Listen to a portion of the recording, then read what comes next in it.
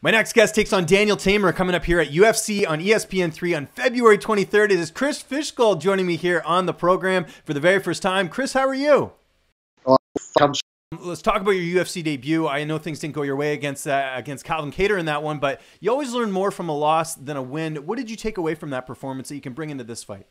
In my opinion, I was dominating that fight right up until I got caught. And like I said, I'm known to have a good chin on me. I got caught at the back of the head, right on the centre. And, you know, when I never seen it coming. Hats off to Kattar. He took everything I got. He stayed composed, and that was it. So I know what to expect now. I know about the lights. I know the setup, and I know what it feels like. So next time you'll see more composed. I think if I would have paced myself a bit more, picked my shots a bit better, maybe I wouldn't got caught slipping. But, you know, like you said, I've learned a lot more from this than I would have from any win. So, you know, I just want to get back on the in winning ways, and then, you know, I'll probably face Kattar down the line. No doubt he's going to go to the top. I'm sure I am too. I like that. That's great. So is it safe to say you had a little bit of UFC jitters in that debut?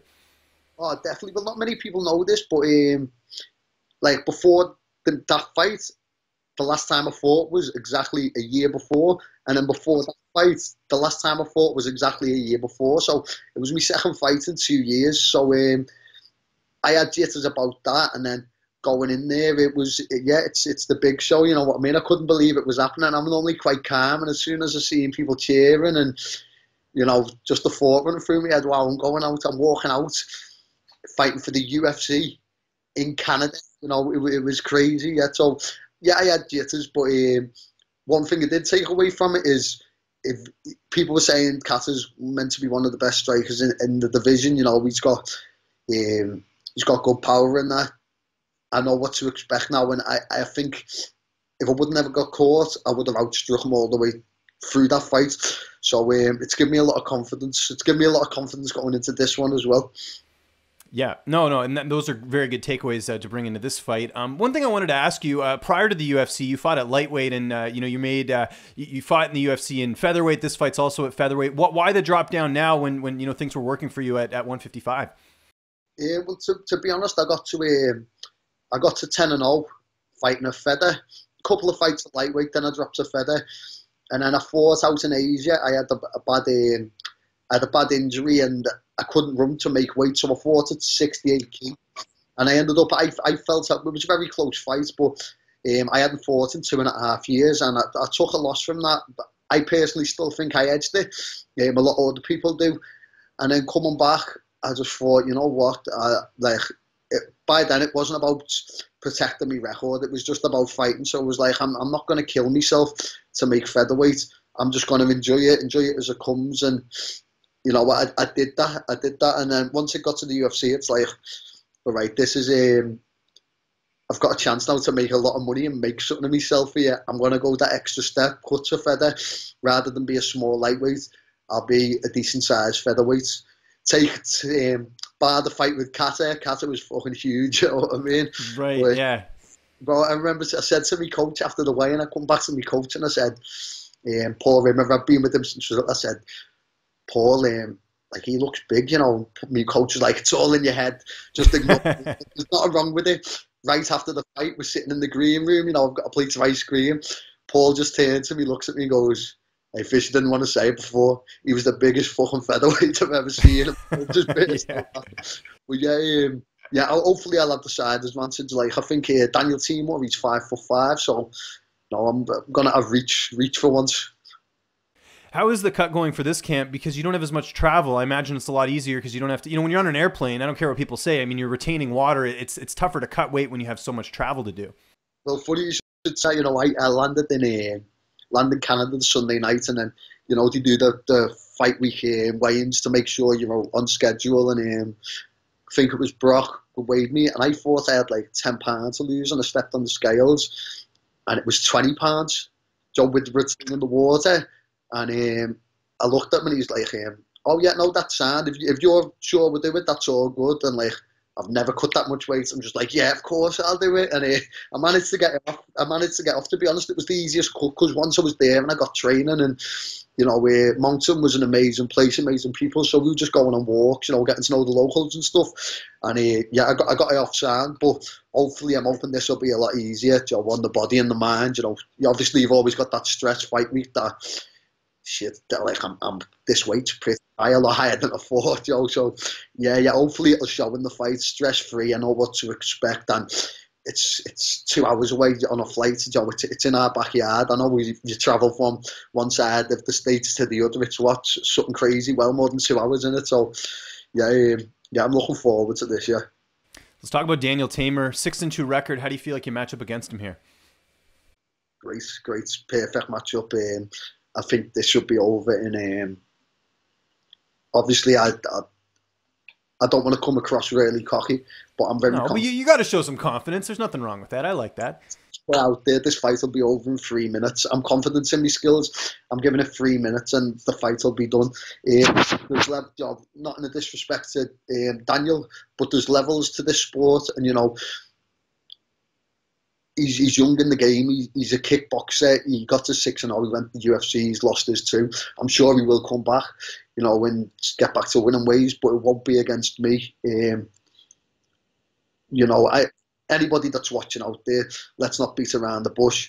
I'm coming off a loss. He's coming off a loss. That's why they put us together. He's a striker. I'm a grappler. It probably will be a good fight, but the only way he's going to win if he catches me. I've got plenty of ways to win. You know, I'm a black belt on the ground. I can obviously bang, which you've seen with Kattar. So I think we match up really well. It's just, like I said, though, there's always that chance, that one punch that can get through, isn't it? But yeah, I'm pretty confident about this. I think this will easily be over in the first. You know, yeah, definitely. Well, you talked about levels. You have a lot more fights than he does in MMA. How much do you think experience will play into this matchup? I think experience will play a big factor, but I know he's 35-2 in Thai boxing and K1, and obviously his brother's David Teymur. But you know, I had a lot of confidence going into that because I checked David's record, and before he lost to Charles, I think he lost once to before he lost to Charles on the weekend. I think his older brother, who's obviously the better one out of the two of them, he'd lost once to Marcin Rosek in the Ultimate Fight. Yeah, the zombie, yeah. What's his name? The Polish zombie, yeah.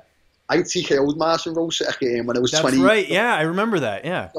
It's like, yeah, like, you know, that obviously it probably doesn't mean a fucking thing, but in my head, that gives me more confidence, you know. It's, yeah, experience will play a factor, but he's been in there and he's had wars, you know. We had a war with Danny Henry, that was 3 rounds. And the Thai experience, although it's a different sport, it's a fight at the end of the day, and a fight's a fight, you know.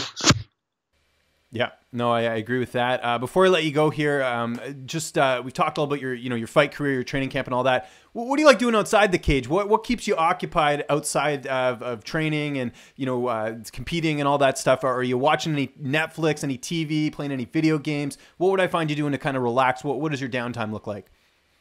You know, I'm probably going to sound like a little bitch now. I love watching documentaries, you know. I just chill out with my girlfriend, you know. I've got me dog there. Oh, awesome. What's his... little chihuahua. What's his name? My girlfriend called him Chris.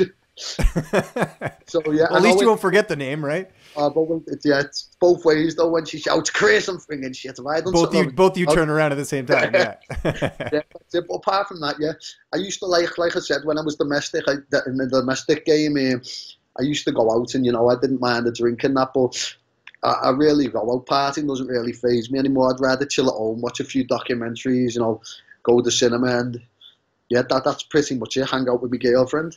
That's good. No, keep it simple. You have to. Fighting's important. It takes a lot of time out of, and you don't have the energy to go out and party either because you've been training all day. So that's a good sign of training camp. What's a good documentary you've seen recently? Because I'm a big doc fan myself. I love watching anything documentary-wise. Have you heard of Graham Hancock?